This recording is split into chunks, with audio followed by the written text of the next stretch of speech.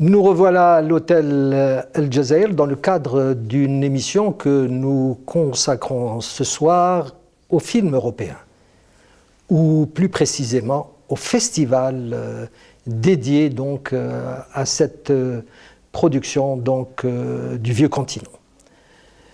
Avec nous donc ce soir pour parler donc de ce festival et en même temps du cinéma européen. Il y a beaucoup de films qui se font dans cette région, par moments dans le cadre traditionnel des préoccupations des peuples de la région, mais aussi dans le cadre surtout de l'exception culturelle quand il s'agit de la France, une exception culturelle qui intervient si vous voulez, dans une sorte de fidélité au gaullisme et à l'indépendance de la France par rapport à l'indépendance supposée, bien sûr, de la France par rapport aux géants américains qui, à travers son cinéma, dominent le monde entier. Pour parler de ces journées du film européen, nul n'est mieux placé que Laura Nanchino, qui en est l'organisatrice, pour un peu situer dans quel contexte cette manifestation a été organisée. Laura Nanchino. Bonjour, oui. Alors, bienvenue donc dans le cadre de cette émission qui est tout à fait méditerranéenne. Vous êtes italienne d'origine et il est normal qu'on commence par vous pour nous situer un petit peu le contexte dans lequel a été favorisée cette initiative. Donc, les journées du film européen, en bref, ont été organisées du 23 janvier et ont lieu jusqu'au 1er février à Alger, à la Filmathèque Mohamed Zinette. C'est la deuxième édition, après une première édition en 2009. Et donc, j'ai participé à l'organisation sous l'égide de la délégation de l'Union européenne en Algérie, avec l'aide, l'appui des services culturels des États membres de l'Union européenne basés en Algérie. Donc à ce titre, on a diffusé des longs métrages de 18 États membres de l'Union européenne, France, Croatie, Suède, Italie, Espagne, etc., ainsi que quelques courts-métrages sud-méditerranéens et un long-métrage documentaire algérien. Par ailleurs, vous avez aussi pris l'initiative d'organiser de donner des conférences autour de différents thèmes que vous aviez retenus. Oui, tout à fait. Une conférence sur le documentaire dans le monde arabe, ainsi qu'une masterclass organisée par Andrea Segre, qui va peut-être présenter, à destination de tous les cinéphiles, ainsi que les étudiants en cinéma, etc., qui pourraient être intéressés de rencontrer des réalisateurs. Parce que ce qu'on a cherché à faire, c'est non seulement présenter des cinématographies qui ne sont pas forcément diffusées en Algérie. La plupart des films, c'est la première fois s'ils sont inédits dans les diffusions en Algérie, pour le public. Et on cherche aussi à inviter leurs représentants. Donc on a invité plusieurs réalisateurs ou réalisatrices. On a aussi invité un scénariste du film tchèque In the Shadow. Et on pense que ça peut être intéressant pour les cinéphiles ou pour le public de rencontrer, de poser les questions, de donner des informations. Merci Laura. Valerio Caruso, vous êtes team leader donc, au niveau de l'Euromed en matière audiovisuelle. Comment situez-vous l'importance de ces journées cinématographiques européennes en Algérie? Merci beaucoup de m'avoir invité d'abord. Je pense que la manifestation est extrêmement importante. La manifestation des journées du film européen à Alger est un événement très très important. Comme Laura le rappelait, ça fait 3 ans ou 4 ans que cet événement n'avait pas eu lieu. Et en fait, les organisateurs, la délégation et les États membres avaient très peur qu'il n'y ait pas le public. Et en fait, on s'est aperçu que c'était tout le contraire. Toutes les séances, toutes les projections ont fait salle pleine. Il y avait les gens debout, les gens assis sur les gradins. Donc il y a eu un vrai engouement de public pour ces films. Donc nous avons atteint un objectif, c'est-à-dire ramener le public dans les cinémas et surtout fait montrer des films qu'il est difficile de voir par ailleurs et les voir dans de bonnes conditions, c'est-à-dire sur grand écran. Il est vrai que maintenant il existe multiples possibilités de voir des films, soit online, soit en DVD. Mais je pense que la salle du cinéma reste quand même un acte privilégié pour apprécier le film.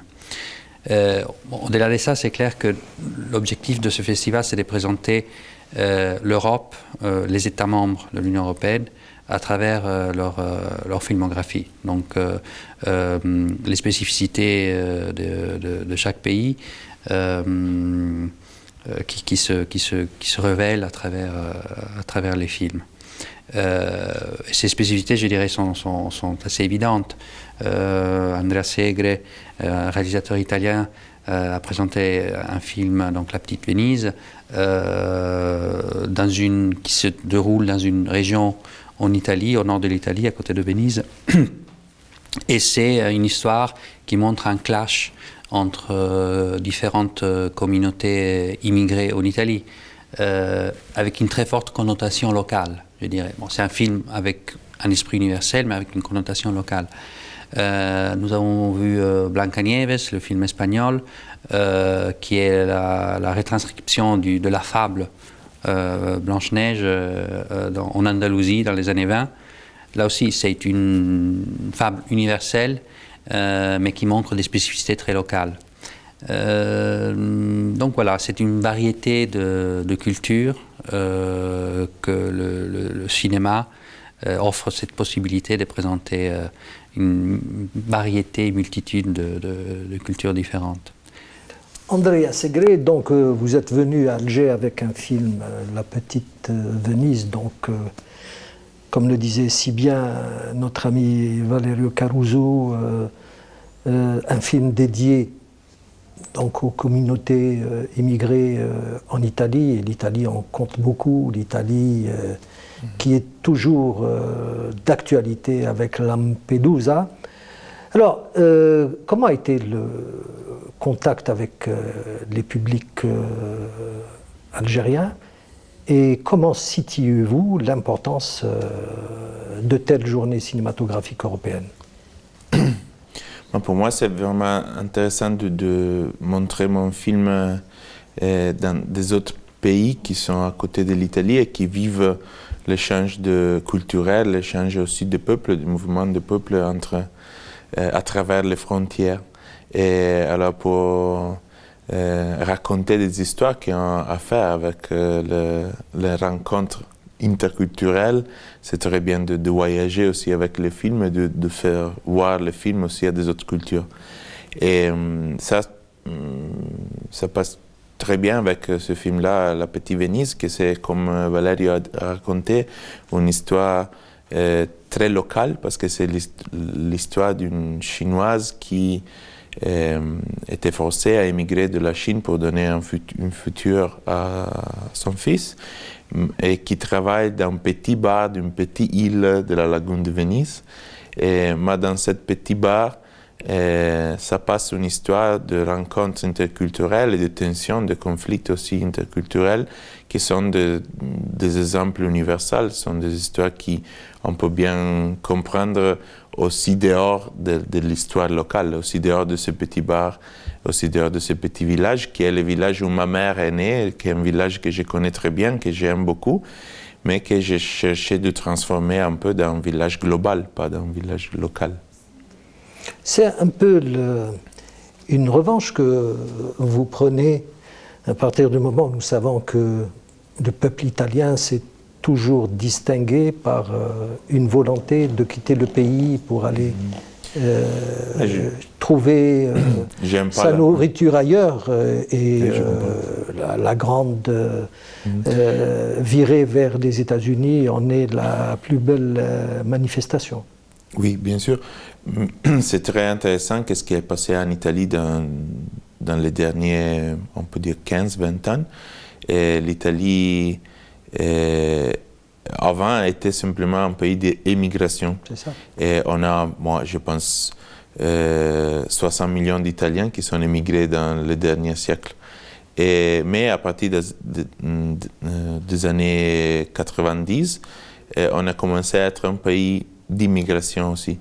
Et maintenant, on a plus de 5 millions de nouveaux citoyens. Très juste. Et c'est très intéressant de comprendre qu'est-ce qu'il passe entre les deux dimensions, non, du pays d'émigrés et du pays d'immigration. Et on a des situations en Italie où, dans la même famille, tu as le père ou le grand-père qui était en Australie ou en Allemagne ou en Amérique ou en Argentine, et le fils qui travaille avec un Chinois ou un Algérien ou un Marocain qui a immigré dans le pays.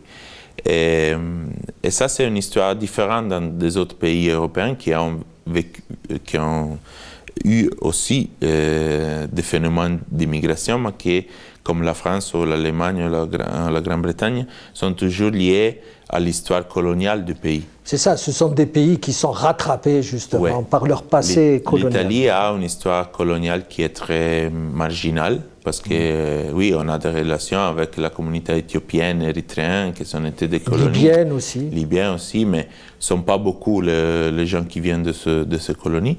Et on a un phénomène d'immigration qui a nous donné la possibilité d'avoir des relations avec des cultures qu'on ne connaissait pas. Et alors, ça a donné bien sûr des conflits, mais aussi des éléments positifs, de nouvelles expériences. Et moi, j'aime beaucoup chercher de comprendre et de raconter ça. Et comme tu bien sais, comme vous savez, l'histoire du cinéma italien est aussi liée à l'histoire des migrations italiennes. Non? Il y a de grands films de néoréalisme italien des années 50 et 60 qui ont raconté l'émigration vers l'étranger, mais aussi l'émigration dans l'intérieur du pays, du sud vers le nord. Les deux giorni. Oui. Alors, mais il y a une immigration à laquelle vous n'avez pas fait référence. C'est celle des Italiens en direction des pays maghrébins. Ah ouais. La Tunisie et l'Algérie plus particulièrement. Oui. D'ailleurs, en Tunisie, un réalisateur que vous connaissez certainement, puisque vous êtes établi à Bruxelles, Caruso, c'est Mahmoud Ben Mahmoud qui avait consacré un intéressant documentaire à la communauté italienne installée en Tunisie. Abi Khalil Jad, marhaba bik. Vous êtes libanais, vous êtes méditerranéen, vous vous occupez donc du programme Euromed Doc, et c'est tout à votre honneur parce que le documentaire maghrébin méditerranéen a besoin de beaucoup de sollicitude, de beaucoup d'aide pour pouvoir s'imposer. Vous avez donné une conférence sur la question et il serait intéressant de connaître votre avis sur justement ce festival européen. Alors, je crois que vous venez pour la première fois en Algérie. Et comment avez-vous trouvé l'accueil du public algérois à l'occasion de ce festival? C'est ma première expérience à Alger, mais ce n'est pas ma première expérience au niveau du festival du film européen, puisque j'ai déjà été à plusieurs manifestations du festival du cinéma européen à Beyrouth, au Caire, à Tunis. Et je suis très content justement parce que je suis arrivé hier soir en fait, donc j'ai pas encore pu voir les salles, mais on m'a dit que les salles étaient combles. Donc je pense que c'est très très très positif jusque-là de pouvoir avoir du public pour, je dirais, pour n'importe quel genre de cinéma, que ce soit européen ou arabe. Enfin, quand on est cinéphile tout court, quoi. On aime voir de bons films. En ce qui concerne la conférence justement sur le documentaire, sur la production du documentaire dans les pays arabes, l'idée même de DocMed, qui est un programme de formation pour les producteurs arabes du pourtour méditerranéen, donc autant des Libanais, des Syriens que des Algériens, des Marocains, voilà, des Tunisiens, des Libyens, voilà, enfin tous, était justement que on avait besoin d'un coup de pouce pour ces jeunes producteurs de documentaires arabes. Et ce coup de pouce était dans la formation de ces producteurs pour qu'ils apprennent à produire ou à coproduire entre eux ou avec l'Europe. En fait, ce qui s'est passé il y a 10 ans, c'est que des fonds structurants ont été créés, que ce soit AFAC, par exemple, qui est le fonds arabe pour l'aide à la culture, qui a une branche cinéma, ou que ce soit les festivals du Golfe qui ont appuyé fortement par des fonds de soutien le cinéma arabe tout court. Ce qui fait que le nombre de productions de films a augmenté. En plus, bien sûr, il y a des initiatives au Maroc, par exemple, comme le Centre national du cinéma. Qui aide énormément voilà, le documentaire. Voilà. Donc, une poussée de la production documentaire. C'est grâce à notre ami Nordin Seil, qui est un pur produit, il faut le souligner, des ciné-clubs marocains, puisqu'il était pendant des décennies président de la Fédération nationale des ciné-clubs du Maroc, et il est à l'heure actuelle à la tête du Centre national du cinéma, après avoir été le patron de la chaîne de télévision Les 2M. Voilà. 2M aussi d'ailleurs appuie la production documentaire à travers une case documentaire. Donc tout ça, on fait que nous avons de jeunes producteurs dans le monde arabe qui ont besoin d'être formés. Et c'est pour ça qu'on a créé en 2011 DocMed, qui est une formation sur 3 ans.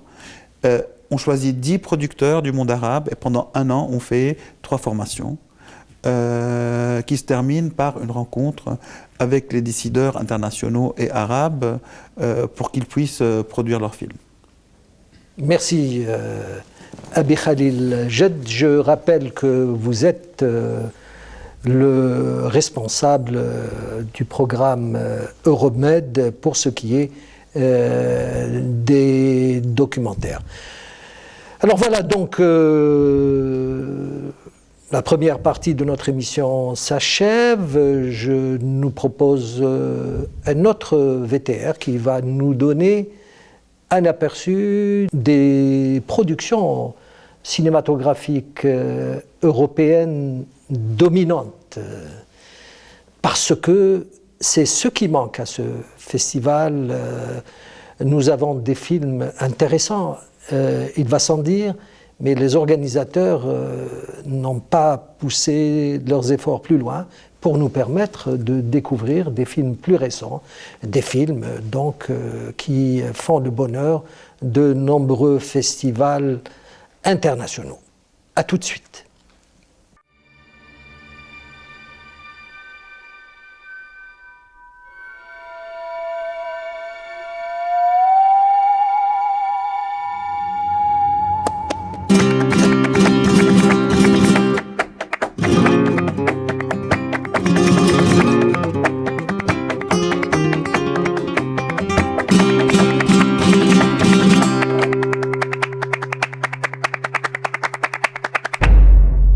De piel blanca, blanca.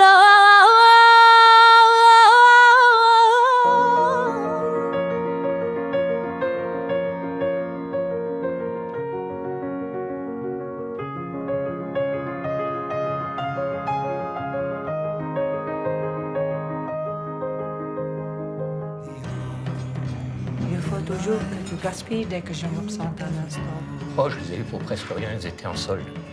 Moi, le soir, je bois un verre. Ça fait ressortir les meilleurs côtés de l'homme.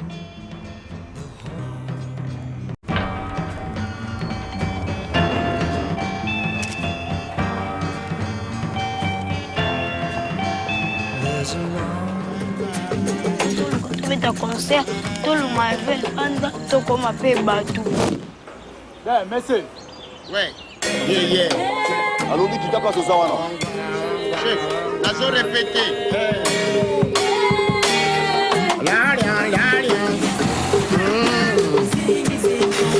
Carré. Oh là là. C'est chaud.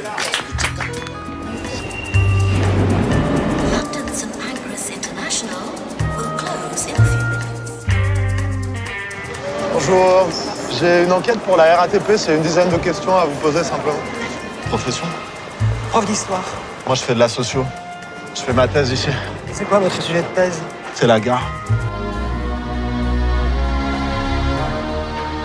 Něco bych od tebe potřeboval, Víťo. Jim, keine Ahnung, auf was Sie sich da einlassen.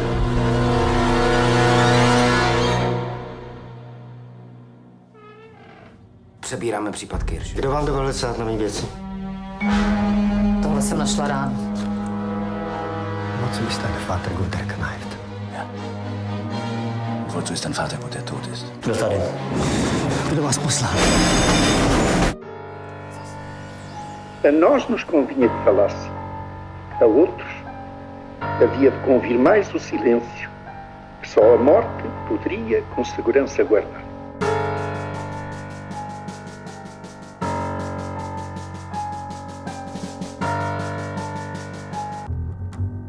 E ao inocentar o Silva Pais, quem é que eles estão a inocentar, hein? Nous revoilà à l'hôtel El Jazeera dans le cadre d'un nouveau numéro de votre émission Escale méditerranéenne que produit la chaîne Zair TV. Au menu de ce soir, le festival du film européen.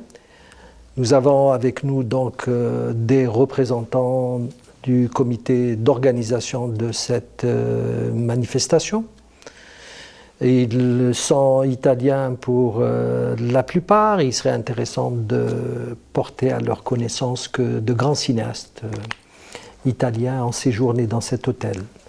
L'hôtel El Jazeera, pour ne pas le désigner, parmi lesquels Luchino Visconti, quand il avait tourné le film L'étranger, une adaptation de l'œuvre d'Albert Camus.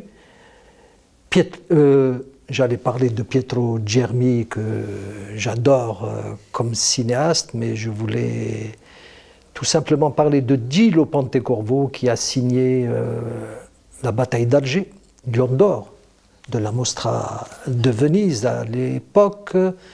Un film qui a été adapté d'une œuvre de Youssef Saadi, un film qui a immortalisé donc le rôle joué par la citadinité dans le cadre de la résistance nationale.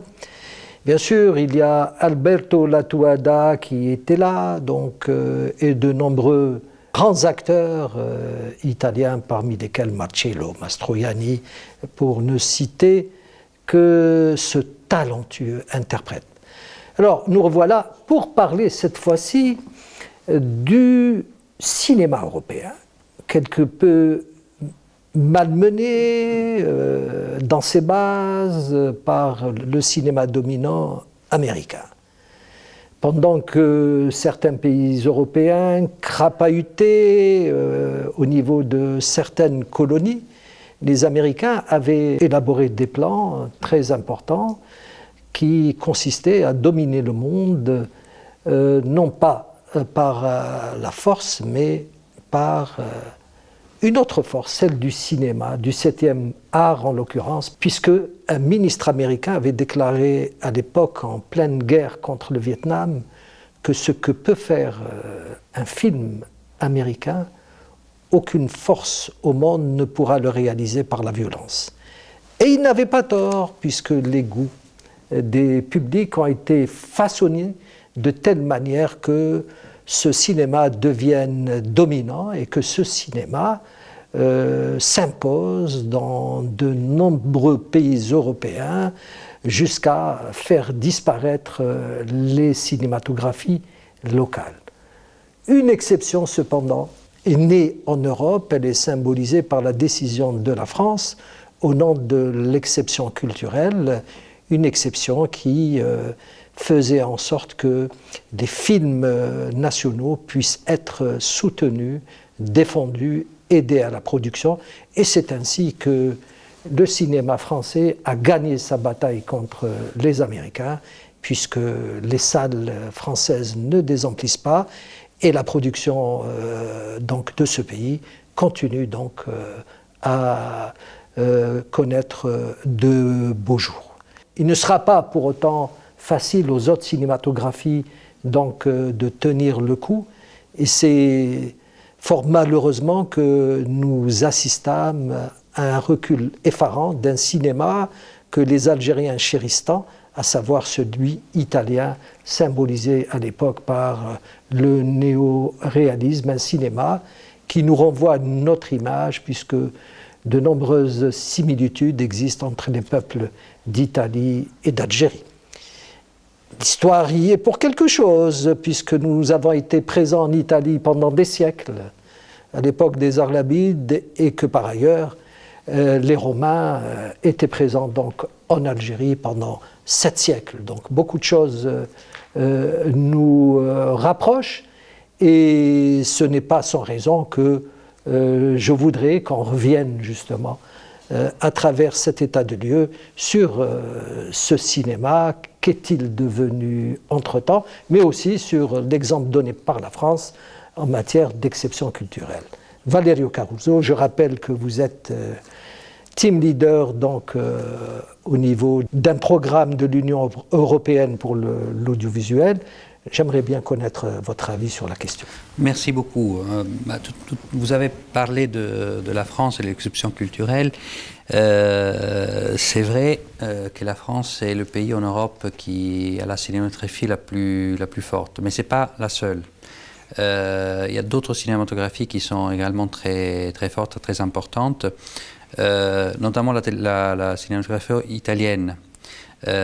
Qui est un cinéma qui se consomme beaucoup en Italie. Il y a la cinématographie espagnole également.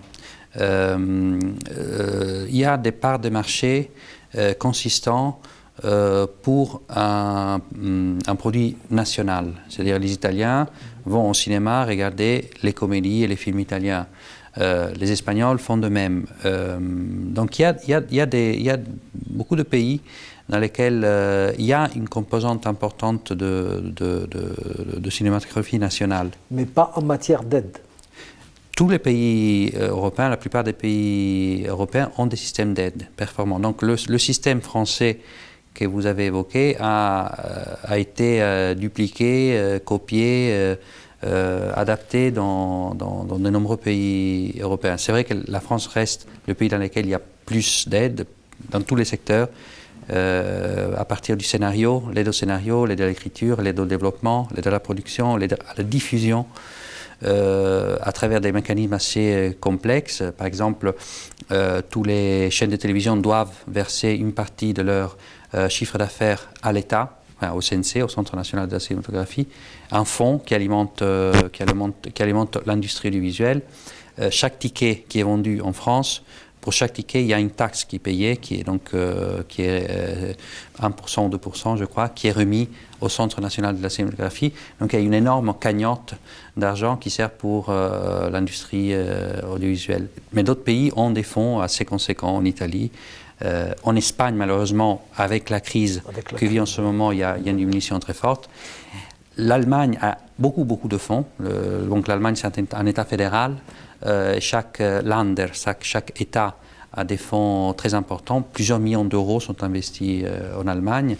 Il y a des plus petits pays, comme par exemple les Pays-Bas ou la Belgique, par exemple, qui ont des systèmes d'aide très performants, notamment avec le tax shelter, c'est-à-dire des aides qui sont liées aux dépenses sur un territoire spécifique. Et par exemple, la cinématographie belge fonctionne très bien. Il y a des parts des marchés assez importants de films belges consommés en Belgique. Il y a des pays, des petits pays comme la Slovénie, la République tchèque ou même la Roumanie, dans lesquels il y a un cinéma intéressant et qui est regardé par un public local. Maintenant, les parts des marchés varient entre pays et pays. En France, vous avez 50% de parts de marché pour le film français. En Italie, il n'est pas loin de 40%. En Espagne, il n'est pas loin de 30%. D'autres pays, par exemple, paradoxalement, au Royaume-Uni, dans lesquels il y a moins de systèmes d'aide et le cinéma est moins protégé, il y a une grosse production de films, de longs métrages, mais à cause de la proximité de la langue avec les États-Unis, le cinéma du Royaume-Uni est très peu vu. Donc il y a des parts de marché qui sont de l'ordre de 10%, je crois. D'autres cinématographies, par exemple la cinématographie irlandaise, elle est inexistante, aussi à cause de la proximité du voisin américain. Donc il y a une forte cinématographie locale. Ce qui se passe en Europe, c'est que les comédies qui battent tous les records d'audience en Italie ou en France et qui sont locales ne s'exportent pas dans d'autres pays. Donc c'est un cinéma commercial qui est regardé par un public national, mais qui ne s'exporte pas dans des pays voisins. Et donc c'est plus un cinéma d'auteur. Non, je dirais qu'il y a un cinéma commercial très, très marqué, des comédies, en Italie on les appelle cinepanettoni, c'est-à-dire le panettone c'est le gâteau qu'on mange à Noël, qui font des millions d'audience, ils font 10 millions d'entrées. Et il y a des grands stars en Italie qui ne sont pas du tout connus dans le monde. C'est ça. Si je dis Checco Zalone, tu connais Checco Zalone? Non. Non. Mais son film a gagné 50 millions d'euros dans 3 semaines. Et il y a des autres grands stars de cinéma qui sont des stars très nationales, très locales. Enfin, chez nous, je parle du Maghreb plus particulièrement, où par exemple au Maroc, vous avez des films populaires qui défraient la chronique, qui font rentrer beaucoup d'argent, alors que d'autres films d'auteurs n'ont pas cette même facilité. Mais au niveau de la thématique, justement, parce qu'à travers mon intervention, je visais surtout le cinéma d'auteur. Alors, il y a un cinéma d'auteur important. En termes de chiffres, en France, on produit 200 films.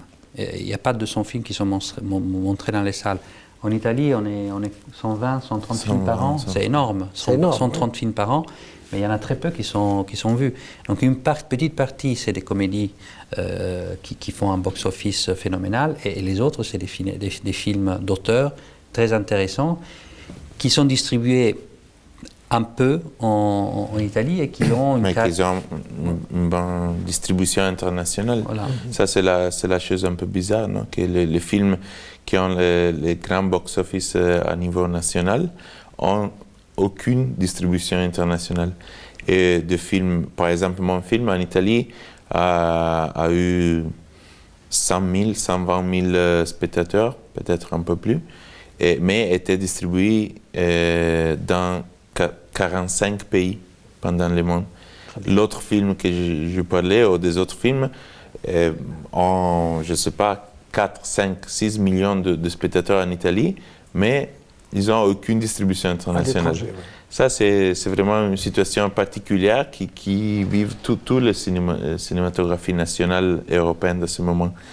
Mais bon, même pas européen. Ça c'est normal. Je crois que c'est une conséquence de la société de spectacle, de l'influence de la télévision sur le cinéma aussi. Parce que... Alors, vous êtes donc, je rappelle que vous êtes réalisateur. Vous êtes venu à Alger avec la petite Venise. Venise qui me renvoie donc à la Mostra. Gillo Pontecorvo, qui en a été le président pendant longtemps. Pontecorvo, que j'ai eu le plaisir à l'époque d'interviewer pour le compte de Canal Algérie. Gillo Pontecorvo était venu en Algérie justement pour s'inscrire dans cette exception culturelle telle que portée par la France, pour mobiliser donc plusieurs pays de la région de manière à ce qu'ils fassent face à l'hégémonisme cinématographique américain, à la faveur d'une coopération entre les différents pays du bassin méditerranéen. Gillo Pontecorvo étant réalisateur de plusieurs films en dehors de la bataille d'Alger, des films significatifs comme par exemple Les Révoltés du Bounty, Capo et bien d'autres titres qui avaient donc suscité l'intérêt manifeste de cinéphiles. Alors Gillo Pontecorvo était réalisateur et vous êtes réalisateur. Alors comment vivez-vous cette situation ? D'autant plus que ça ne doit pas être facile pour vous de mobiliser les fonds nécessaires pour réaliser un film. Moi, je pense dans les dernières années, la situation ça commence à changer un peu. On peut parler aussi un peu d'une renaissance du cinéma italien. Et cette renaissance est très liée à la volonté de découvrir et de, on peut dire en français, élaborer encore une fois la tradition du cinéma néo-réaliste. Il y a une nouvelle génération... Ressuscité. Ressuscité, oui. Voilà. Et il y a une nouvelle génération de réalisateurs dans laquelle je suis membre, on peut dire, qui sont en train de travailler beaucoup sur le cinéma documentaire, sur le cinéma néo-réaliste, sur la commission entre le cinéma documentaire et le cinéma de fiction. Et on a obtenu de très bons résultats. La dernière Mostra a été gagnée par un documentaire de Gianfranco Rosi, qui a gagné le Lion d'Or après 15 ans d'absence d'un Lion d'Or italien. Et on a gagné comme on dit en français, le Festival de Berlin l'année 2009 avec un autre film qui est un peu documentaire, un peu fiction, des frères Traviani. Et, oui, bien sûr, ce ne sont pas nouvelle génération, mais ils ont fait une chose qui est très liée à la nouveauté qu'il y a dans ces moments dans les films italiens. Et Matteo Garrone, c'est le réalisateur de Gomorra et de Reality, a gagné 2 Grands Prix à Cannes avec des films qui sont beaucoup liés avec cette nouvelle vague de néo-réalisme en Italie. Et je vois en voyageant avec mes films pendant le monde que un petit peu, pas après pas, non, un peu que ça commence à... In italiano? In italiano è passo dopo passo, un po' alla volta. Et ça devient clair qu'il y a quelque chose d'intéressant qui passe dans le cinéma italien maintenant. Et aussi le film de Paolo Sorrentino a gagné le Globe d'Or cette année, oui. Moi, je suis vraiment optimiste. La sortie de crise de l'Italie ça commence. Permet justement à la cinématographie de retrouver ses couleurs. On serait mieux si l'industrie cinématographique italienne commence à comprendre que ça serait mieux de mettre un peu d'argent sur les films d'auteur qui ont des succès internationaux et pas seulement sur la comédie commerciale. Mais ça, c'est un problème qui n'est pas seulement italien. Ça, c'est un problème qui se pose à tous les pays de la région. Alors, Abi Khalil Jad, vous êtes libanais, je le rappelle, responsable du programme DocMed.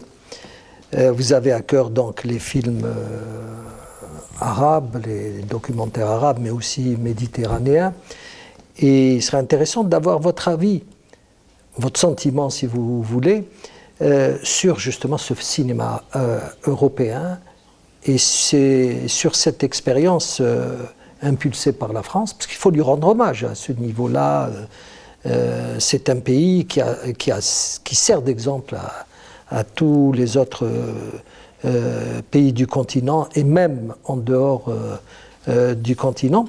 Alors comment voyez-vous justement l'état actuel du cinéma européen? Je ne suis pas un grand spécialiste du cinéma européen. Mais vous êtes consommateur. Voilà, je suis consommateur comme tout le monde. C'est le consommateur que j'interpelle. Voilà. C'est vrai que ce que disait Andrea tout à l'heure, c'est que on sent vraiment quelque chose de nouveau, un air nouveau comme ça, dans les différents pays européens, un nouveau souffle dans le cinéma. Et c'est vrai que les tendances aussi sont, à l'heure actuelle, vers... Il n'y a plus de limite, en fait, entre le documentaire et la fiction. Et ça, je trouve ça assez intéressant. Ça varie énormément d'un pays à l'autre. C'est-à-dire qu'au Liban, par exemple, on a plus de possibilités de voir un film français qu'un film italien à cause du passé entre le Liban et, puis la langue. Et la France. Ouais. Mais c'est vrai qu'on a pas mal de manifestations de semaines de films européennes. Il y en a plein à Beyrouth, parce qu'on a eu, il y a presque 10 ans, enfin un peu moins, 8 ans, la création d'une salle de cinéma d'art et d'essai à Beyrouth, et qui projette des films arabes et non arabes. En plus, avec les ambassades, ils font pas mal de semaines de films. Enfin, là, par exemple, il y a une rétrospective de Claude Chabrol. On en a plein, enfin, c'est pratiquement toutes les semaines. Et c'est vrai que le public libanais a pu découvrir pas mal de cinématographie, que ce soit croate ou italien, enfin des nouveaux réalisateurs qui présentent soit leur premier, soit l'un de leurs premiers films. Merci. Laura Nanchino, come state? Bene. Bene. Allora, oui. Votre sentiment sur l'état des lieux, ou si vous préférez, votre constat s'agissant du cinéma européen? Je crois que Valerio l'a bien dit. Donc, comme il a dit lui. Comme il a dit lui. Comme il a dit lui. C'est bien. Elle n'a pas à le contredire. Non, je ne peux pas le contredire. Effectivement, oui, j'ai l'impression qu'il y a des cinématographies qui sont plus puissantes, qui s'exportent plus en Europe et aussi à l'extérieur. Mais bon, pour revenir aux Journées du film européen, j'ai quand même l'impression, avec le public qui est là présent pour des films croates, pour des films suédois, qui à la base, on ne peut peut-être pas imaginer que le public soit présent. J'ai l'impression que c'est quand même quelque chose qui peut intéresser à la fois les Européens, mais aussi les Algériens et le monde. Donc, on a tendance actuellement justement de dire que les gens ne s'intéresseront pas si on projette un film de je ne sais où, à Beyrouth, en Égypte ou en Algérie, et que les gens ne vont pas venir. Et en fin de compte, si. Enfin, les gens sont toujours intéressés de découvrir des cinématographies aussi lointaines. Enfin, lointaines. La Croatie, c'est à 2 pas, quoi. Enfin, non, mais c'est vrai. Dans l'esprit des gens, c'est loin et c'est pas bien. Ouais, mais c'est incroyable, hein. Mais ça c'est nouveau, hein. Et ça, c'est le goût qui a été façonné par des décennies donc, de cinéma dominant. Il est bien évident que les films provenant de ces pays auxquels nos publics n'ont pas été habitués trouvent quelques problèmes. Mais il reste certain que l'argumentaire développé par certains, des argumentaires qui ne sont pas sans arrière-pensée, ne tiennent pas la route à partir du moment où nos peuples respectifs, je parle les peuples du sud de la Méditerranée, ces peuples restent très ouverts à tout ce qui se passe dans le monde, grâce à la parabole. Des films de différentes nationalités sont vus, sont découverts ou redécouverts, c'est selon, mais il reste effectivement un travail qui doit être fait. Et là, j'interpelle Laura Nanchino, car ce travail mérite d'être développé, amplifié par ce genre de journées cinématographiques européennes, des journées dont l'objectif, justement, consiste à rapprocher les peuples européens des peuples du sud de la Méditerranée. Alors, qu'en est-il exactement à travers les efforts que vous déployez? Espérons, donc là c'est la 2e édition, espérons que le travail continue, que d'autres éditions soient menées l'année prochaine, les années suivantes, ça c'est... On verra, mais il y a aussi d'autres programmes comme le programme Euromed Audiovisuel. Ici, on a des représentants qui sont aussi là pour aider à la coopération et à ce développement entre les deux rives de la Méditerranée, rive nord et rive sud. Donc il y a plusieurs programmes, plusieurs festivals, plusieurs initiatives, peut-être encore un petit peu pas visibles forcément, mais c'est en bonne voie. J'espère. On avait commencé justement quelque chose il y a presque 10 ans à Beyrouth d'ici. C'était des semaines de films arabes en Europe et des semaines de films européens dans les pays arabes. Enfin, on a fait ça pendant 4-5 ans et c'était, je pense, super réussi avec Euromed 2 justement, parce que ça permettait justement de faire cette rencontre à travers le cinéma. De faire rencontrer le public européen avec les cinéastes arabes et vice-versa. Enfin, c'est... Très bien.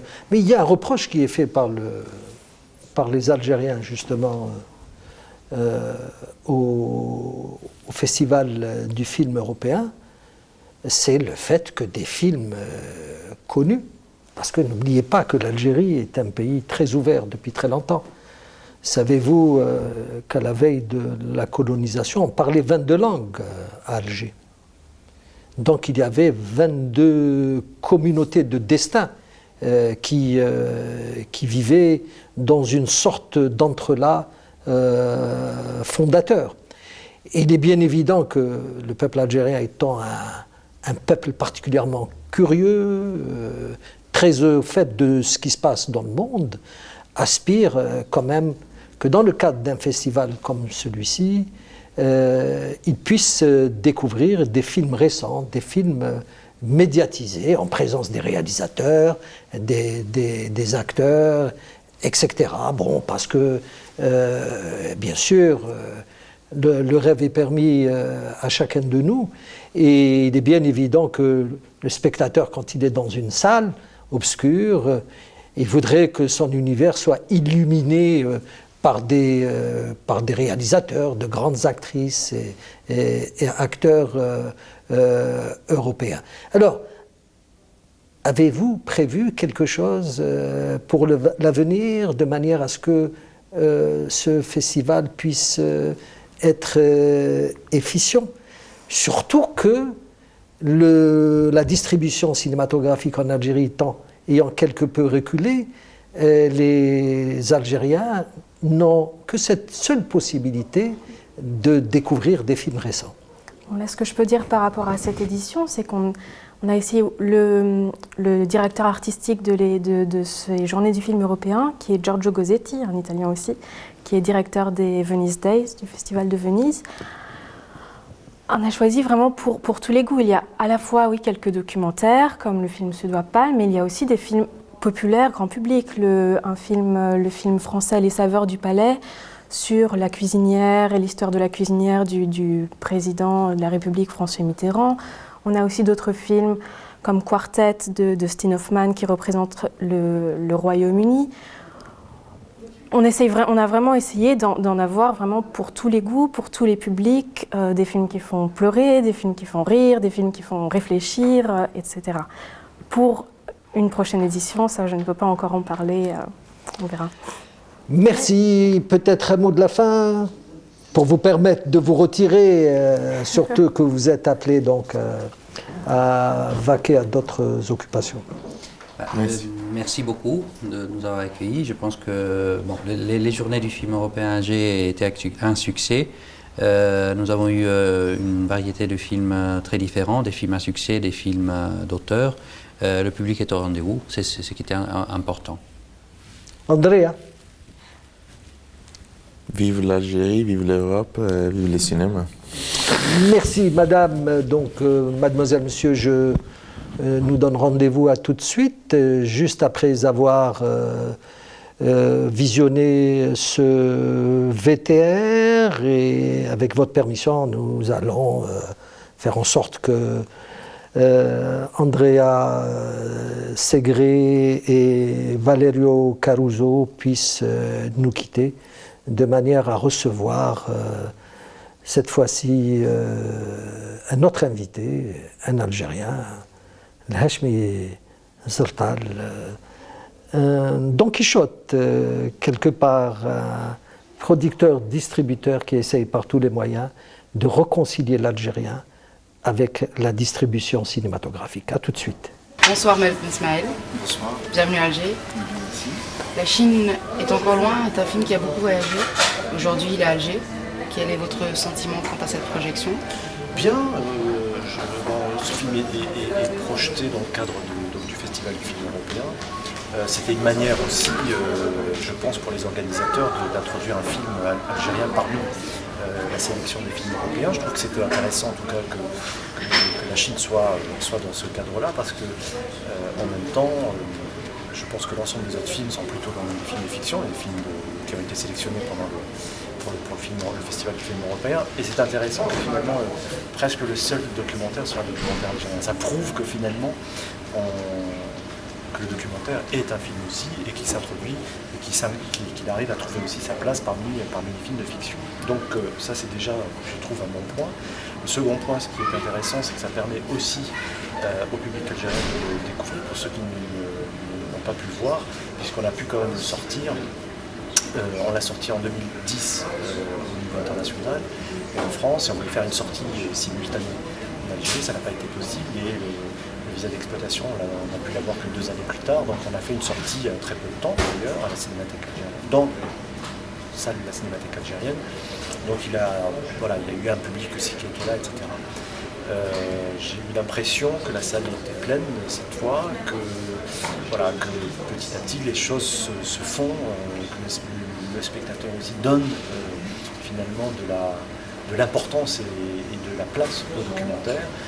La plupart je crois qu'ils se sont presque sentis dans un cadre fictionnel. Je pense qu'ils se sont sentis presque absorbés par un film tel quel, alors que c'est du documentaire, et que le documentaire, on sait que c'est beaucoup plus compliqué, parce que les gens n'ont pas toujours envie de voir la réalité sociale. Donc je trouve que c'est bien, en tout cas, que le spectateur ait été présent, que les spectateurs et spectatrices étaient présents. Et voilà, je crois qu'ils étaient plutôt tous contents. Et comment avez-vous réussi le pari de parler de l'Algérie d'aujourd'hui, en prenant pour contexte l'Algérie d'hier dans un village perdu dans les Aurès? Au départ, en fait, c'était pas ma vraie volonté. C'est-à-dire qu'au départ, je voulais revenir, ma question primordiale était de revenir sur la question du système éducatif. Je questionne à travers l'ensemble de ma filmographie les problématiques actuelles, parce que nos cinéastes en général, nos pères, on a beaucoup fait des films autour de la Révolution en général, donc de l'histoire. Donc loin de moi de continuer un petit peu sur ces mêmes traces. Donc pour moi, c'était très important plutôt d'enregistrer ce que j'appelle moi la mémoire contemporaine, et d'enregistrer l'archive de demain. Et l'archive de demain, elle se constitue de quoi? Elle se constitue de l'ensemble de ces films que l'on fait autour, je dirais, de l'Algérie qui se vit aujourd'hui. Donc c'est quoi? Et les problématiques actuelles sont des problématiques qui sont des problématiques majeures le système éducatif, les problèmes de la santé, voilà, tout ce qui est de l'ordre des problématiques sociétales, moi ça m'intéresse. Le décor étant planté à l'hôtel Al Jazeera, un hôtel qui a reçu de nombreux cinéastes du vieux continent, comme précédemment annoncé, je donne la parole à notre ami Hachmi Zaltal pour nous livrer en vrac ce qu'il pense de cette manifestation. Hachmi Zaltal. Bon, cette manifestation, je suis le partenaire algérien pour l'organisation de ces journées du film européen d'Alger qui interviennent 4 années après les premières journées.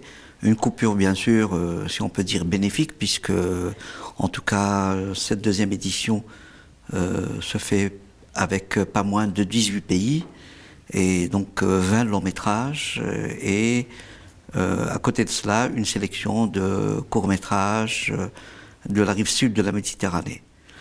Évidemment, la thématique de ces journées va du thriller à la comédie et du documentaire. Donc il y a une thématique assez diversifiée de cette cinématographie européenne que le public algérois découvre. Alors, côté programmation, justement, nous avons assisté à l'absence de pas mal de films de renom qui se sont faits ces dernières années en Europe, et les impressions recueillies auprès de quelques spectateurs tournent autour justement de cette frustration, d'autant plus que ces films, les Algériens n'auront pas la possibilité de les découvrir dans les salles obscures. Heureusement qu'il y a la parabole et la télé qui vont donner cette occasion, mais un peu plus tard quand même. Non, c'est-à-dire que ces journées ne sont pas là pour faire la promotion des films commerciaux que certains connaissent, ont entendu parler, désirent voir. Donc le cinéma commercial a ses propres règles et il n'a pas besoin de la promotion de l'Union européenne ou des instituts culturels des États membres de l'Union européenne. Donc là, c'est un choix bien défini. C'est des films qui ont une thématique propre, soit au pays, soit à un courant cinématographique. Et c'est des films qui, en tout cas, ont été aussi choisis par rapport au palmarès qu'ils ont dans les différents festivals cinématographiques à travers le monde et des prix qu'ils ont pu récolter. Donc il est évident que, je ne sais pas, pour la France, on ne va pas présenter le dernier Jeunet ou le dernier Besson, mais plutôt un film qui a une thématique qui se rapproche de la nôtre. Par exemple, c'est Éclaircissement qui a présenté le film Gare du Nord, avec l'acteur principal qui est Reda Kateb et Nicole Garcia qui est née en Algérie. Reda Kateb qui a obtenu, voilà, Oran, et Reda Kateb qui a obtenu, en tout cas en tant qu'interprète principal du film, de nombreux premiers prix d'interprétation. Donc, si vous voulez, évidemment, ces journées ne vont pas faire la promotion du cinéma commercial, mais plutôt d'un cinéma qui est porteur de valeurs culturelles, porteur d'une certaine idée du cinéma, et que le public, en tout cas ici, voit avec vraiment lucidité, mais en même temps, on le voit tous les jours, la salle, à chaque film, la salle est pleine. Et là, ce n'est tout simplement que la démonstration de l'engouement du public pour ce cinéma. Mais rien n'empêche rien.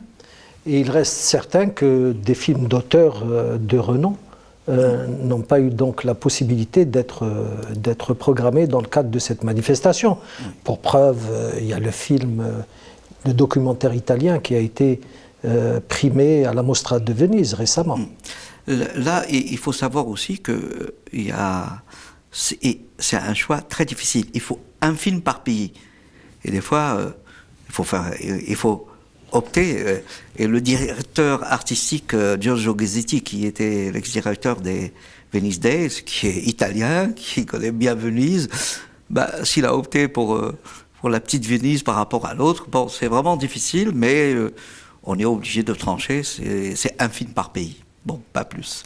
Sauf l'exception faite pour la France, parce que l'ouverture s'est faite avec ce film Gare du Nord, dont l'interprète principal est Reda Kateb, et avec la présence de Claire Simon, qui, faut-il le rappeler, a commencé le cinéma, sa carrière cinématographique en Algérie. Donc, vraiment, sa carrière cinématographique, alors qu'on n'a rien à voir avec l'Algérie, c'est une Française qui est vraiment née en France, a fait ses études en France, mais le hasard a fait que, vraiment, elle s'est intéressée au cinéma, et à un autre pays, voilà, de manière accidentelle, et elle est venue comme ça, au cinéma, et avec quel film? Elle a commencé avec Chronique des années de braise avec Lakhdar Hamina, où elle a commencé à s'initier au montage. Chronique des années de braise, voilà, qui avait obtenu à l'époque la Palme d'Or du Festival de Cannes. Et elle était dans la délégation algérienne et non dans la délégation française.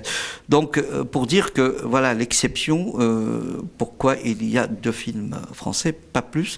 Mais sinon, il faut faire un choix et on ne peut pas mettre 2 films par pays. Maintenant, évidemment, pour la 3e édition, bien sûr, pourquoi pas? Ça pourrait prendre une ampleur. Il faut bien sûr qu'il y ait des salles et il peut y avoir, évidemment... côté paillettes. Voilà, pourquoi pas. Et si, en tout cas, la réussite de cette manifestation, on l'a prouvé, si la délégation de l'Union européenne met un peu plus... au niveau du budget pour l'organisation de ces journées, pourquoi pas, cette manifestation peut éclater sur différentes villes algériennes, qu'elles ne soient pas uniquement concentrées dans une seule salle et à Alger. Et ce n'est que justice. Voilà, mais le public de Constantine, Annaba, Oran, Tizi, Laroua, de Béjaïa, pourrait profiter de cette manifestation, de ces films, de ces cinéastes, mais aussi confronter son regard avec les différents intervenants au niveau de cette manifestation.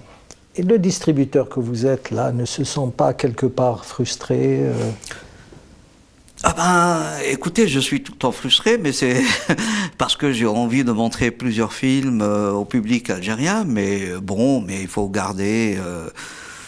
la tête froide et travailler, voilà, et puis en ce moment, voilà, en tout cas, il y a quelques salles qui sont en train d'être restaurées. Bien sûr, c'est bien, cela ne suffit pas, il faut les équiper en numérique, en DCP, parce qu'aujourd'hui, la pellicule de 35 mm, bon, n'existe plus pratiquement. Quelque part, le cinéphile que vous êtes, n'est-il pas bousculé par le fait que le numérique prenne le dessus sur le format classique, le 35 mm? Non, je crois qu'au contraire, il faut accepter bon, cette révolution technologique et je crois que c'est important demain. Boudjma Karesh, vous désavouerez certainement. Non, non, non, je pense que le cinéma avance, la technologie avance et puis... comme dans toute... et puis, il faut préserver les lieux de cinémathèque où, effectivement, on peut projeter dans une salle, garder les différents supports. Non pas uniquement le 35 mm, mais le Super 16, le 9 mm et demi. Et pourquoi pas différents supports. Pour un distributeur, de toute façon, c'est beaucoup moins lourd de transporter un DCP que... Absolument. Donc, mais au niveau des salles, parce qu'ici, il y a un tissu de salles de répertoire de la Cinémathèque algérienne qui peut continuer à exister, à projeter ces films du répertoire que le public aussi n'a pas vu. Et il n'y a aucune contradiction, à mon avis. C'est une véritable révolution. C'est une véritable révolution. Moi, je suis quelque part égoïste dans la mesure où je pense toujours au ciné-club. Mais c'est une conception altruiste du bonheur, en quelque sorte, parce que ce mouvement a disparu d'une manière effarante. Il est temps de le relancer. Et je pense qu'avec les nouvelles technologies, il y a moyen de relancer les ciné-clubs à travers le territoire, dans les lycées, dans les universités, dans les milieux donc, ouvriers.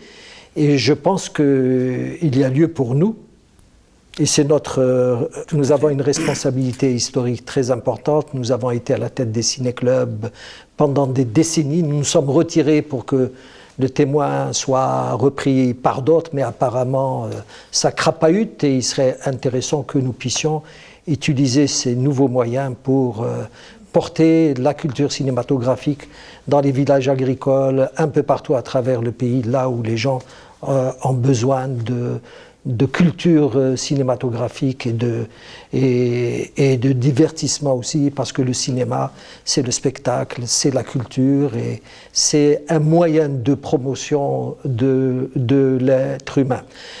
Les films que vous aviez déjà distribués en Algérie, est-ce qu'il serait possible de connaître quelques titres?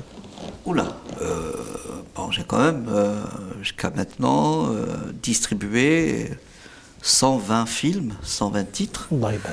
Les films marquants, en ce qui concerne les films d'auteur, si je peux dire, par exemple L'Avocat de la Terreur avec Jacques Vergès, en présence de Jacques Vergès ici, Lumumba. Bon, il y a beaucoup de titres, mais en même temps, parmi même les films américains, The Artist, Syriana, la série des Harry Potter. Bon, je ne peux pas tout vous citer, mais oui, une liste de 120 films, parmi la cinématographie algérienne, il y a les films de Mazak Alouesh, Salut Cousin, Bablouet City, il y a le film Le Ghosto, il y a...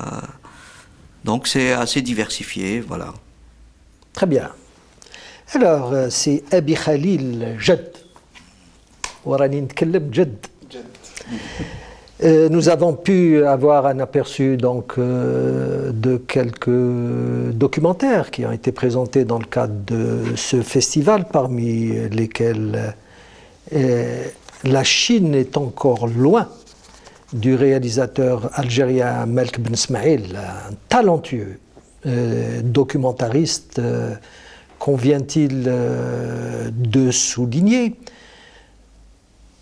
Il serait intéressant de faire un état des lieux, justement, sur ces documentaires qui se réalisent un peu partout au niveau du bassin méditerranéen, et plus particulièrement ceux qui se font dans la région arabe de la Méditerranée. Des efforts importants sont déployés, nous l'avions souligné au Maroc notamment, et en Algérie aussi, puisque les différentes manifestations dédiées à la mémoire collective par le ministère de la Culture ont donné naissance à de nombreux documentaires, ont relancé la production du documentaire. La relance, en fait, a commencé il y a presque 10 ans, avec des cinéastes de documentaires en Algérie, comme Malek par exemple, ou un peu moins au Maroc, parce qu'ils sont beaucoup plus fiction en fait. Et surtout dans les pays du Levant, où la situation politique, comme vous l'avez souligné, comme en Algérie, donne matière vraiment à une image documentaire très, très forte. Au Liban plus particulièrement. Au Liban, en Palestine. L'existence de plusieurs instituts du cinéma, c'est ce qui fait la force du Liban, a donné naissance à de nombreuses productions. L'expérience libanaise est assez particulière en fait, parce que les institutions ne sont pas des institutions d'État. C'est-à-dire que c'est des initiatives privées, d'associations de réalisateurs ou de producteurs qui, dans les années 90, ont décidé de venir en support à l'industrie cinématographique. Je peux vous donner l'exemple de notre association Beyrouth d'ici, qui a vite découvert que le plan d'attaque devait être un plan d'attaque arabe en fait, et non pas juste libanais. C'est pour ça que toutes nos actions sont destinées aux pays arabes, que ce soit les journées cinématographiques de Beyrouth ou notre site de base de données du cinéma arabe, ou encore des formations de réalisateurs ou de producteurs qui sont ouverts à tous les pays arabes. Donc nous avons essayé de supporter justement ces cinématographies arabes du bassin. Il reste beaucoup à faire, je pense, parce que en l'absence de volonté étatique, comme on l'a dit tout à l'heure, il y a des impôts à mettre en place, il y a toute une entreprise à mettre en place pour pouvoir supporter des mécanismes. Et ça, on est vraiment très loin. Je parle notamment au Liban. L'Égypte, c'est une autre paire de manches parce que le cinéma, enfin l'industrie cinématographique, il y a une vraie industrie avec un nombre assez élevé de films. C'est vrai que le cinéma indépendant a aussi de gros soucis face au cinéma grand public égyptien. Depuis un certain temps déjà. Voilà. Youssef Chahine a réalisé la plupart de ses films importants et intéressants en coproduction avec l'Algérie. Et il est important de le souligner. Oui. Oui. Si vous me permettez, voilà, parce que j'ai oublié quand même l'un des plus grands cinéastes arabes dont je suis le distributeur. Donc, bon, bien sûr, grâce à certains films, pu ramener Youssef Chahine en Algérie, présenter ses films, et notamment, voilà, le film sur Ibn Rushd. Et puis, bon, en tout cas, tous les derniers films de Youssef Chahine. J'ai aussi distribué des films libanais, notamment Caramel et Maintenant on va où de Nadir Labaki. Et puis, bon, pour le film de Malek Majmaïn, je suis le coproducteur et en même temps le distributeur, voilà. Voilà. Oui. Et donc, c'est vrai qu'il reste beaucoup à faire. Je pense que ce qu'on doit vraiment... la chose la plus importante sur laquelle on doit travailler, c'est justement de créer ces infrastructures où l'État décide d'avoir une politique culturelle claire qui va permettre justement de supporter toutes ces cinématographies des pays arabes. Et au niveau du programme que vous dirigez dans le cadre donc, de l'Union européenne, alors où en êtes-vous ? Y a-t-il eu une moisson intéressante ces dernières années ? En fait, nous, on choisissait 10 producteurs par an. Et le programme est sur 3 ans. Donc, on a eu 30 de formés. Sur ces 30, nous avons 3 films déjà terminés et 4 qui sont en finition, parce que ça prend du temps. Le but final, si vous voulez, c'était d'avoir, pour être optimiste, la moitié en fait. 15 producteurs formés de ces pays arabes basés dans leur pays et qui étaient aptes à produire des réalisateurs du Sud ou à aller chercher le financement en Europe ou ailleurs. Aptes à résister à l'indifférence des clercs. Oui, mais tout à fait. Parce que faute de moyens, ces réalisateurs ou ces producteurs vont certainement se reconvertir. Voilà.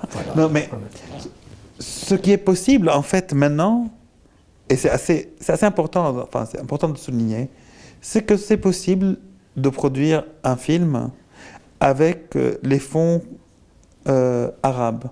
C'est-à-dire que c'est possible actuellement d'avoir de l'argent de Beyrouth, du Maroc, de Dubaï ou de Doha, et avec cet argent-là, ou d'Égypte, et avec cet argent-là, pouvoir produire son film sans avoir recours forcément à un argent qui vient de l'extérieur. Alors, bien sûr, l'argent qui vient de l'extérieur est très bon. C'est-à-dire qu'on va chercher cet argent ailleurs aussi. Y a-t-il un réceptacle pour ce genre d'aspiration à l'échelle du monde arabe? L'échelle du monde arabe, enfin, ça dépend. Parce que par exemple AFAC. AFAC, oui. AFAC et tous les fonds du Golfe, il y a 3 fonds de soutien qui ont assez d'argent en fait. Et qui, enfin, si on regarde tous les films qui ont été produits les 5-6 dernières années, on voit on voit au moins un des festivals du Golfe comme fonds de soutien. On voit AFAC, on voit Screen Institute of Beirut, qui est un fonds de soutien pour le documentaire arabe. On voit aussi le Centre national de la cinématographie marocaine. Enfin, on voit justement des genres de coproduction entre ces pays-là, où on se retrouve entre une coproduction libano, algéro, marocco, imarati, et avec de l'argent qui a pu sortir justement de ces pays-là. Et ce n'était pas possible, hein. Il y a 10 ans, l'argent venait uniquement de l'Europe. C'est-à-dire que l'argent venait de l'Europe et on faisait des films dans le monde arabe. Y a-t-il quelque part une prise de conscience à l'échelle du monde arabe? Je pense que oui, surtout en ce qui concerne le documentaire.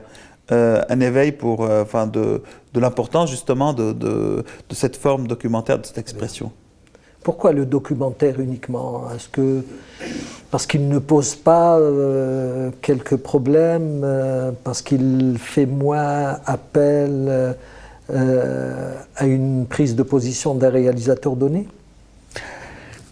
Nous vivons quand même dans une région en plein changement. Donc le moyen le plus direct, le plus frontal, je dirais, d'expression, c'est justement le documentaire. C'est vrai que la fiction reste très intéressante, mais c'est vrai qu'avec le documentaire, on a plus de moyens d'affronter ou de montrer ou de s'exprimer justement sur tout ce qui se passe autour de nous. Parce qu'il faut dire aussi que les 3 dernières années, justement, DocMed a été lancé avec des bouleversements intenses, que ce soit à Tunis ou au Caire ou à Damas, enfin un peu partout, quoi. Ou est-ce tout simplement parce que c'est moins onéreux qu'un film de fiction, non? Non. En fait, dernièrement, justement, en parlant du film de Merzak, par exemple, Le Repenti. Le Repenti, oui.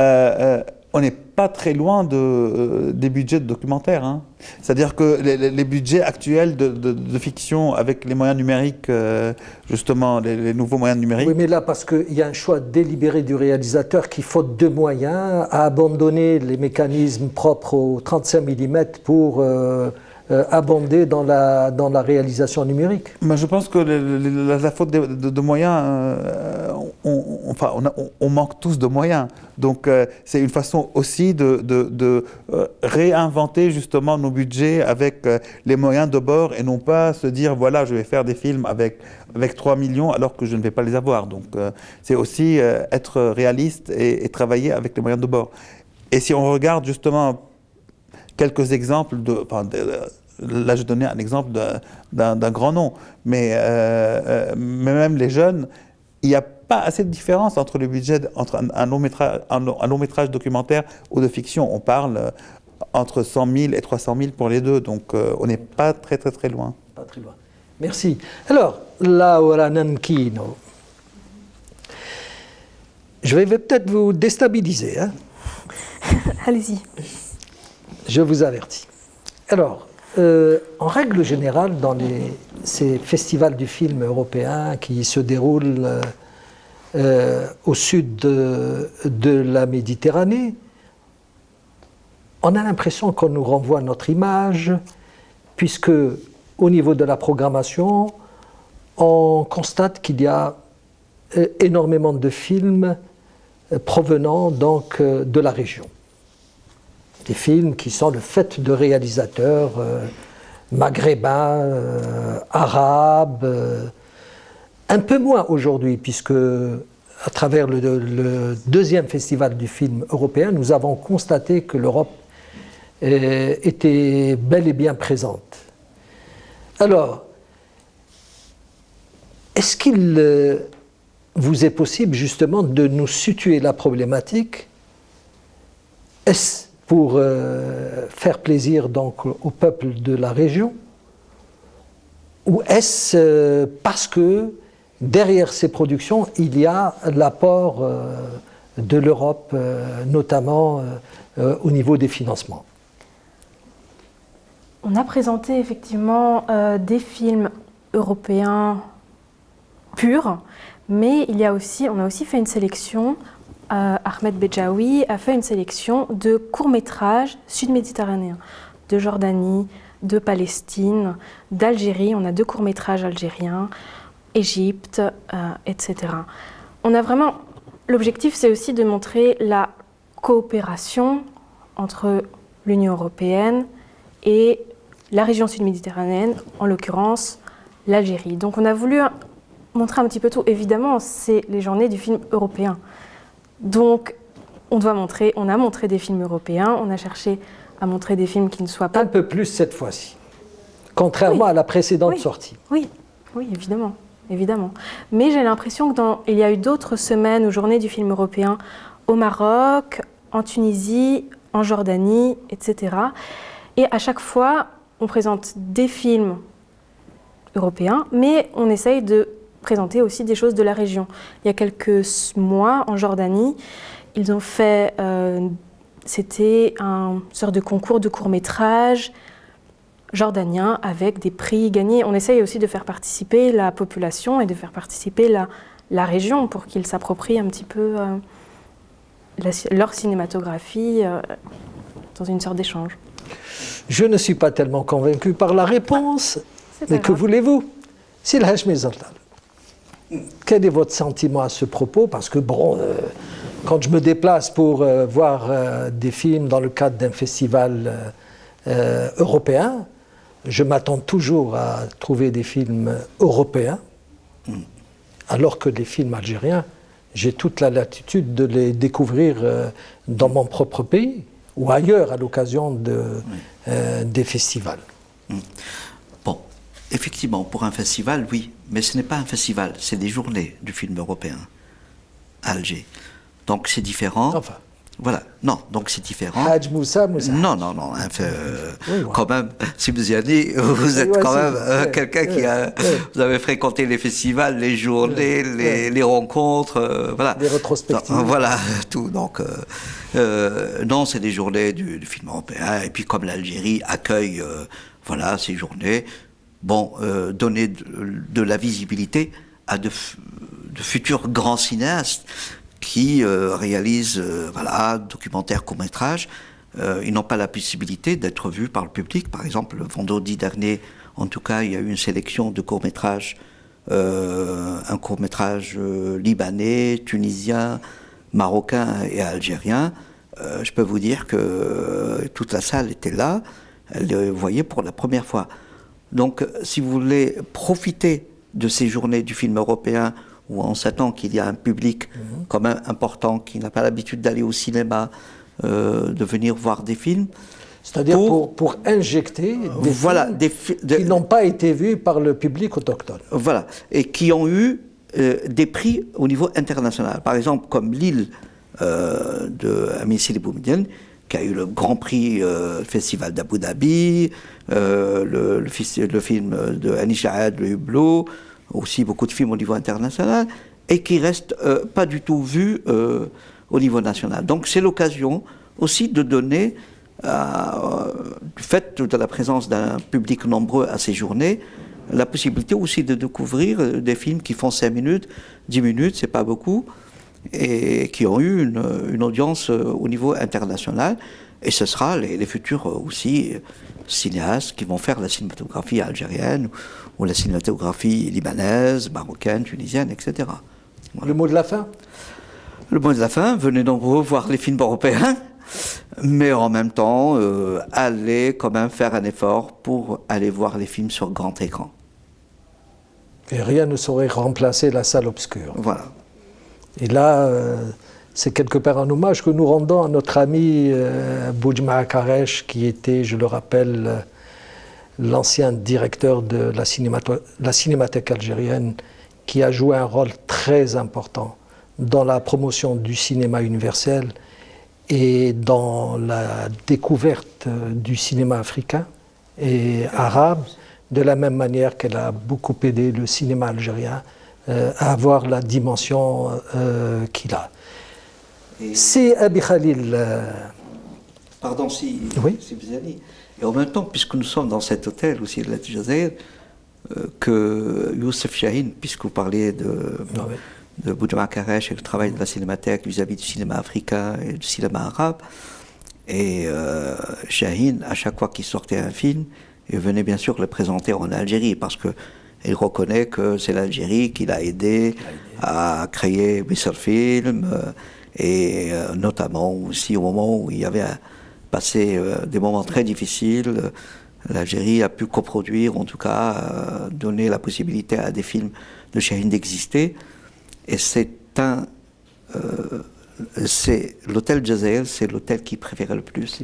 Quand il se rendait en Algérie, la première des choses, c'est je veux une chambre à El Jazair.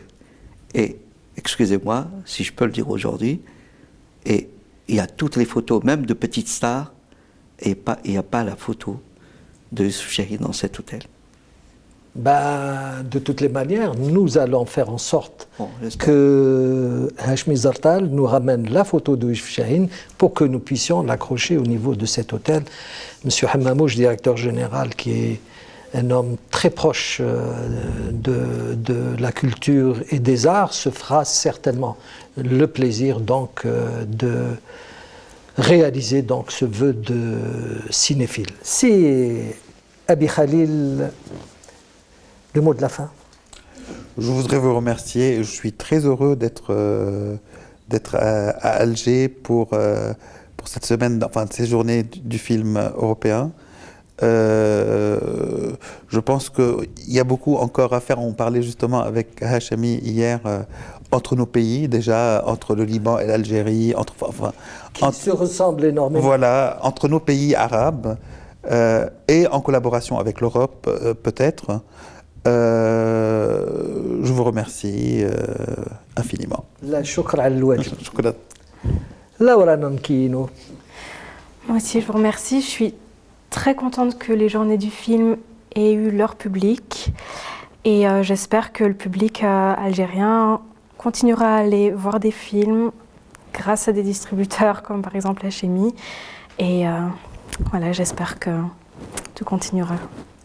Inch'Allah, madame, mademoiselle, monsieur, je n'ai plus qu'à vous souhaiter, de passer une agréable fin de soirée. Vous savez que vous quitter, c'est quelque part douloureux, parce qu'il faudrait que la culture remplisse notre univers pour que ce pays s'en sorte encore davantage, connaisse de nouveaux succès. Je profite de l'occasion donc pour remercier nos invités de la soirée. Il y a eu d'abord Valerio Caruso et Andrea Segre, puis par la suite nous avons été rejoints par notre ami Hachmi Zartal, qui est producteur et distributeur de films, ancien animateur de ciné-club.